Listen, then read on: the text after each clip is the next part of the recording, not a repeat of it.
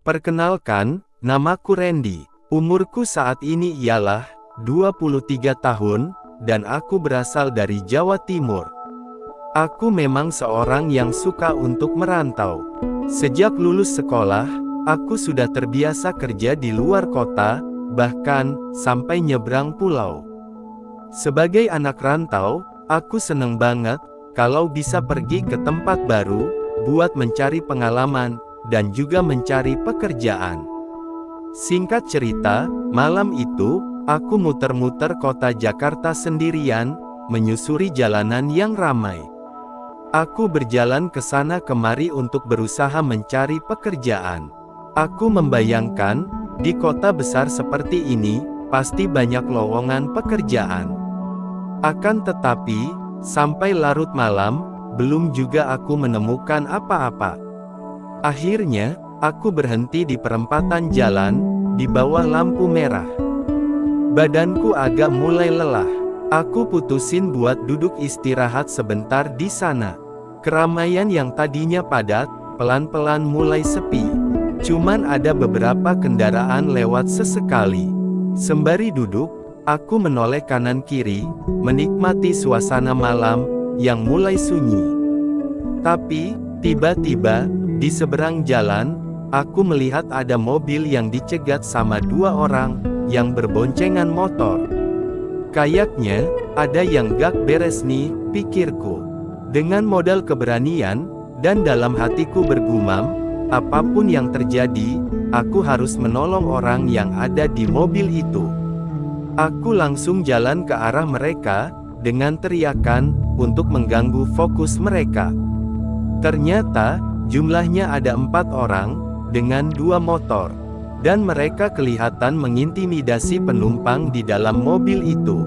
Dalam mobil, terlihat seorang ibu-ibu, yang wajahnya sudah terlihat sangat panik. Aku menyuruh ibu itu tetap di dalam mobil. Sementara aku, berusaha buat hadapi situasi ini, dengan modal ilmu bela diri yang udah aku pelajari.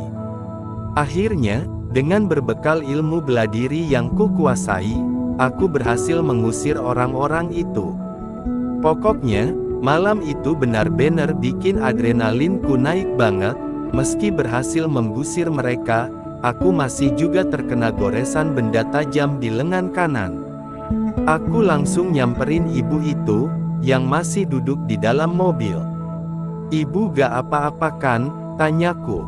"Gak apa-apa mas, makasih banyak ya mas, saya bener-bener ketakutan, ini pertama kalinya saya ngalamin hal kayak gini," jawabnya sambil gemeteran.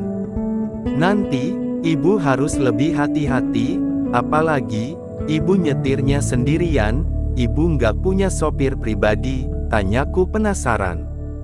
"Enggak mas, saya memang nggak pakai sopir, saya memang suka nyetir sendiri mas," ucapnya, masih kelihatan trauma dengan yang barusan terjadi. Kami pun mulai mengobrol, sambil kutahan rasa nyeri di lengan, yang terkena goresan benda tajam tadi. "Nama saya Randy Bu," ucapku sambil mengenalkan diri pada ibu itu. Akhirnya, dia sadar, kalau lenganku terluka. "Mas, lengannya terluka, ayo kita ke rumah sakit," ujarnya sambil nyuruh aku masuk ke mobil. Kami langsung menuju rumah sakit. Di dalam mobil itu, aku menahan nyeri yang makin terasa. "Sabar ya mas, sebentar lagi sampai kok," katanya menenangkanku.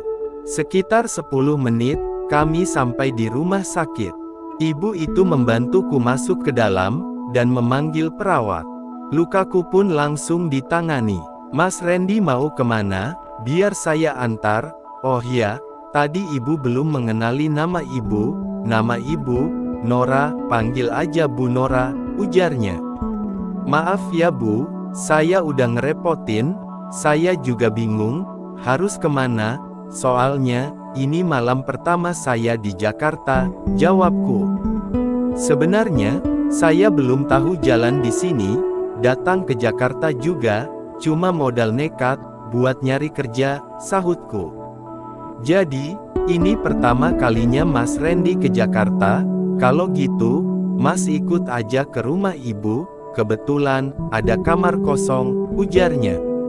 Iya Bu, makasih banyaknya, udah bantuin saya, kataku penuh syukur.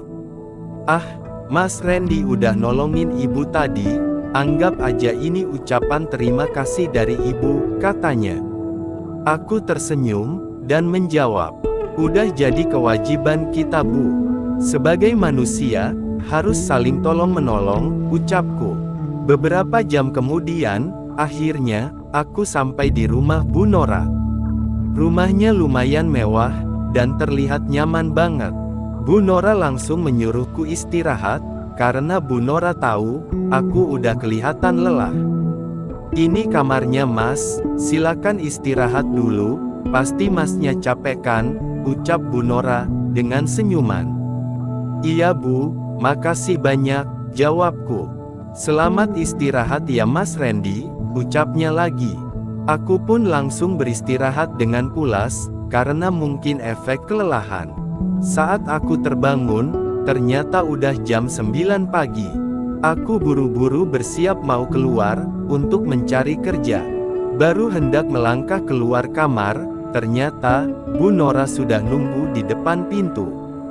Mau kemana Mas Randy? Udah siap-siap bawa tas? Tanya Bu Nora dengan senyum ramah.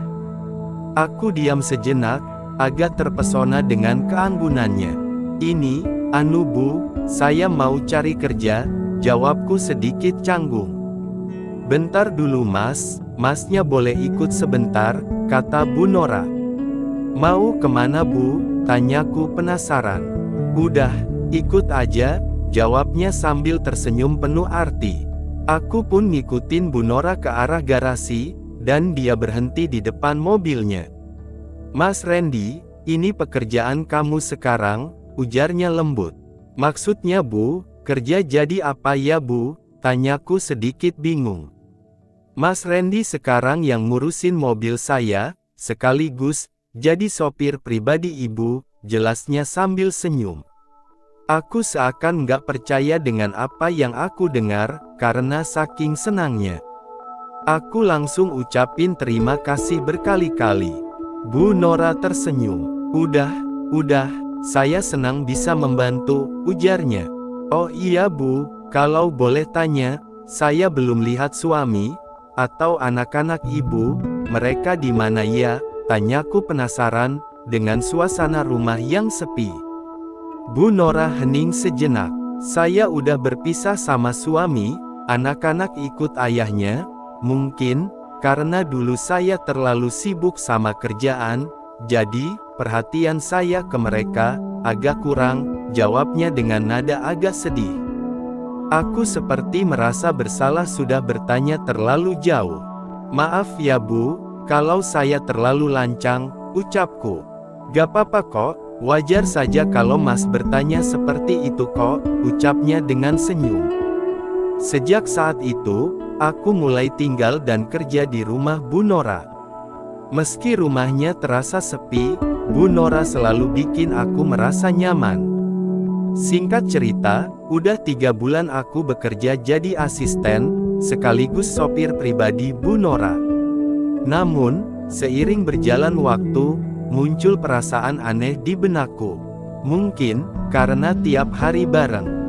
Perasaan itu muncul begitu aja. Meskipun usiaku 22 tahun lebih muda darinya. Aku nggak pernah berani buat ngungkapin perasaan ini, karena memang, sungguh aneh sekali apabila kuutarakan padanya.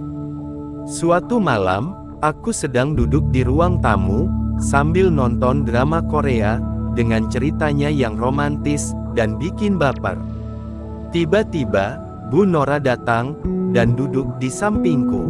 Aku langsung salah tingkah, ya, mau gimana aku nggak salah tingkah, toh, aku kan masih manusia normal, dan disuguhi pemandangan alam yang luar biasa, dengan bukitnya yang indah.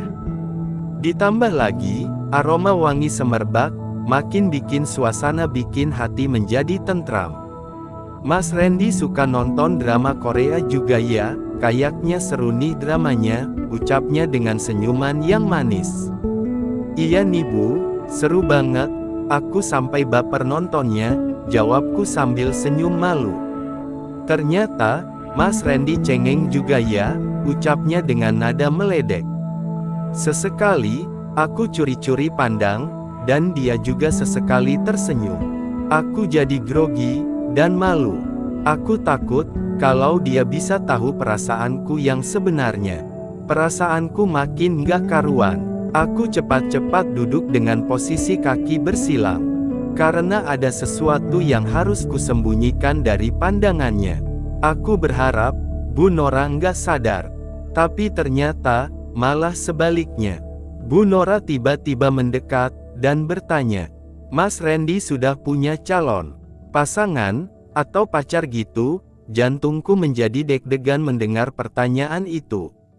Belum Bu, jawabku terbata-bata. Loh, padahal, Mas Randy ini lumayan ganteng, dan manis loh, masa sih belum punya calon, ujar Bu Nora. Belum kok Bu, saya mau fokus kerja dulu, baru nanti cari pasangan, jawabku, yang seakan sok bijak. Oh, begitu ya Mas, sahut Bu Nora. Lagian, mana ada Bu, wanita zaman sekarang, yang mau sama saya yang belum mapan gini, timpaku lagi. Mendengar jawabanku itu, tiba-tiba, Bu Nora berdiri di depanku, sampai nutupin layar TV yang lagi ku tonton. Kalau misalnya ada wanita yang berumur 45 tahun, Mas Randy mau gak, ucapnya. Aku sempat bengong saat ia bertanya seperti itu, apa dia tahu, kalau aku ada perasaan untuknya, batinku sambil bengong.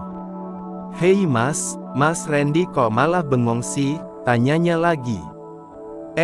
Oh, iya, aku sangat mau Bu, jawabku spontan, tanpa kusadari. Aku sungguh kaget, dan gak ngangka, juga hampir gak percaya, dengan apa yang lagi terjadi di ruang tamu itu.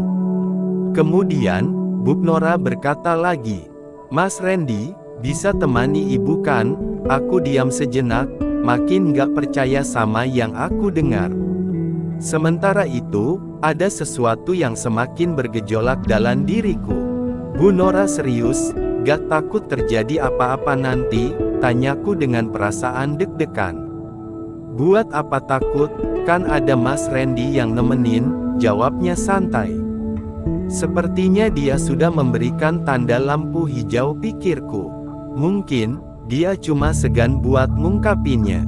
Sebagai pria sejati, aku nggak mau banyak nanya lagi, yang aku harus lakuin adalah, langsung membereskan pekerjaanku, biar Bu Nora gak kecewa. Akhirnya, tanpa banyak kata aku memulai pekerjaanku dengan santai. Singkat cerita, hampir 1 jam berlalu. Kami pun telah mencapai kesuksesan pekerjaan yang kami geluti saat itu. Tiba-tiba, bel rumahnya berbunyi. Bu Nora langsung buru-buru. Dan ternyata, cuma seorang kurir yang nganter makanan, yang sudah dipesan Bu Nora. Kami pun makan malam bersama, sambil ngobrol santai. Malam itu, aku merasa, keberuntungan sedang berpihak padaku. Dan benar saja, momen itu akhirnya jadi milik kami. Aku masih nggak percaya sama semua yang terjadi. Akhirnya, Bu Nora jujur dengan isi hatinya. Dia mengutarakan, bahwa selama ini, dia juga menyimpan perasaan yang sama buatku. Saat itu, menjadi saat paling indah dalam hidupku. Kami sepakat, ingin membawa hubungan ini ke arah yang lebih serius, yaitu, menuju pernikahan. Perbedaan usia di antara kami bukanlah penghalang. Yang terpenting, kebahagiaan kami berdua, itu yang paling utama.